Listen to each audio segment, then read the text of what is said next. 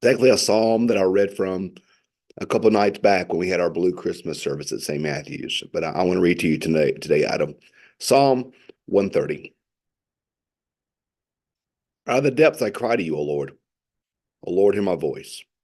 Let your ears be attentive to the voice of my supplications. If you, O Lord, should mark iniquities, Lord, who could stand? There's forgiveness with you, so that you may be revered. I wait for the Lord. My soul waits. In his word I hope.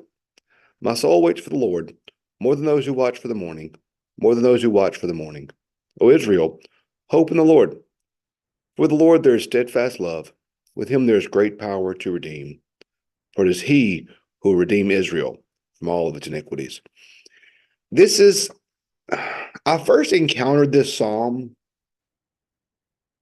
in the late 1990s. One of my first paying jobs that I ever had in my life was I was a camp counselor for 2 summers at Twin Lakes Camp out from Jackson, Florence. And I don't know how many of you, and even those of you in Jackson area may or may not be familiar with this about Twin Lakes, but Twin Lakes is actually owned by First Pres Jackson. It's a great camp, wonderful camping experience. Just loved my 2 summers down there. And one of the things that I loved about Twin Lakes was the counselors. We had a lot of Bible study and worship time together, and it was really meaningful to me, particularly as still a fairly, uh, in the grand scheme of the universe, still a fairly new Christian. I'd only been a Christian for a couple of years at that point, like truly committed Christian. And so I really learned a lot in that time, and a lot of stuff that helped me think through theology, and it was impactful. Showed me what I believed, what I didn't believe, and things such as that. But one of my favorite things about working at Twin Lakes those 2 summers was meeting a lot of friends. And in the worship service we had sang these beautiful praise songs. What I loved about most of them is that they were just the psalms put to music, like we were singing the psalms. So ever since then, I've just loved to sing the psalms. I love to hear the psalms put to music, because the psalms were written to be sung. They were worship songs. And Psalm 130 was one of the ones that we would sing together. And I just always love it. What's interesting about Psalm 130 is if you read the description of it before the psalm, mine entitles it as a song of ascents. And a song of ascent is a psalm that you would sing as you were ascending the temple to worship. It was a worship song, a song getting you ready to worship. Perhaps the most famous of these, and the ones that I always think of the first, is Psalm 121.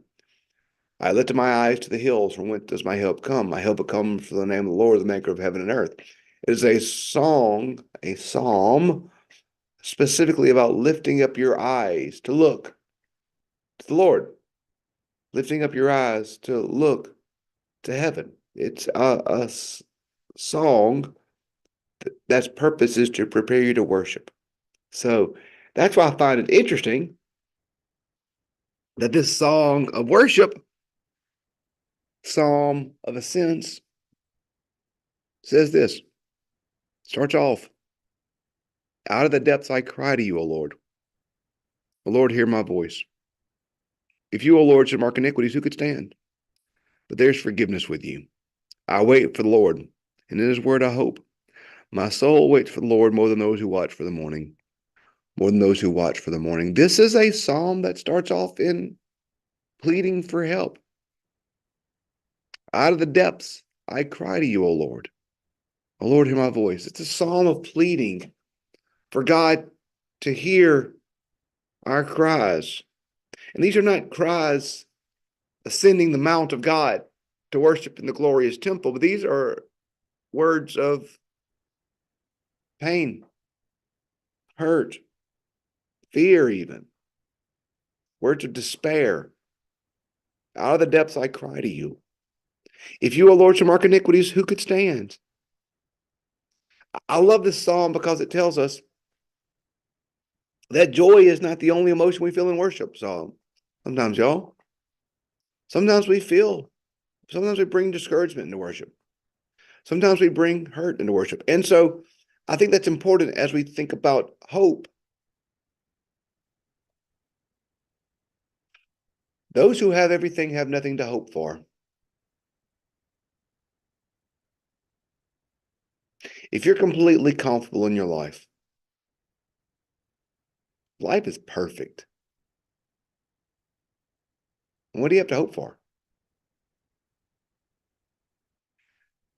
I think one of the greatest tricks the world can play upon us is that it can make us so comfortable that we don't really want Jesus because we're so comfortable in life that it's better if Jesus just stays off to the side as an advisor or as an add-on. But if he gets too close, he might mess up things.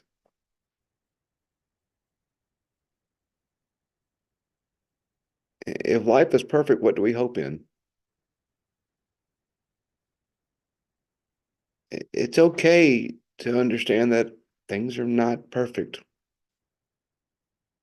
I think sometimes as Christians, we put up a false front of perfection, a false front of everything being great, a false front of a sheen, if you will, of an Instagram worthy faith.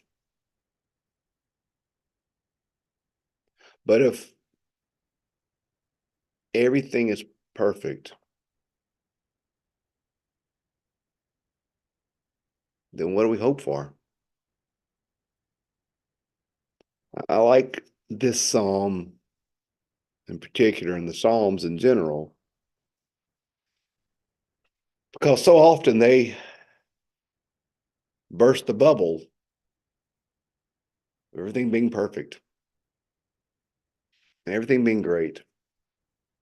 The Psalms speak to us of sin, and of repentance, and of confession of sin, of the need for forgiveness, of brokenness, of crying out to God from the depths. I think we all know there's nothing or no one perfect. I think intellectually we know that. I think we know that. But I think we fool ourselves into this false perfection because it's what's expected of us as Christians. That we have to be perfect, that everything has to be great, that it must be spotless and everything must be perfect. This false narrative of the perfect Christian life that I've known a lot of Christians in my life. I don't know one of them whose life's perfect. But if we all pretend like everything's perfect, then we're all perfect. But then we stay broken because we don't give the Spirit the room in our life to work. So sometimes I think it really is out of the depths where the Spirit of God drives us most. And I think that's why this is a psalm of worship. Because when we find ourselves in the depths, when we find ourselves in the hard spots, when we find ourselves in the broken place, and we find ourselves in the imperfect life, in those moments, when the Spirit allows, and we truly can cry out to God, I think that's when we most find Him. And that's when we most find Him. So you're going to feel all the pressure this week to have the perfect Christmas. Hey, just do the best you can. Just be faithful. Love your family, love your God, love your church, love your neighbors. And it's in the imperfection God's sometimes most with us. Because I think it's in the imperfection we allow, we're most willing to look for God. So today, let's look, let's seek, let's find. Thanks for joining with us today for our Advent reading. We have a few more days of Advent, and then we'll be on to our next adventure in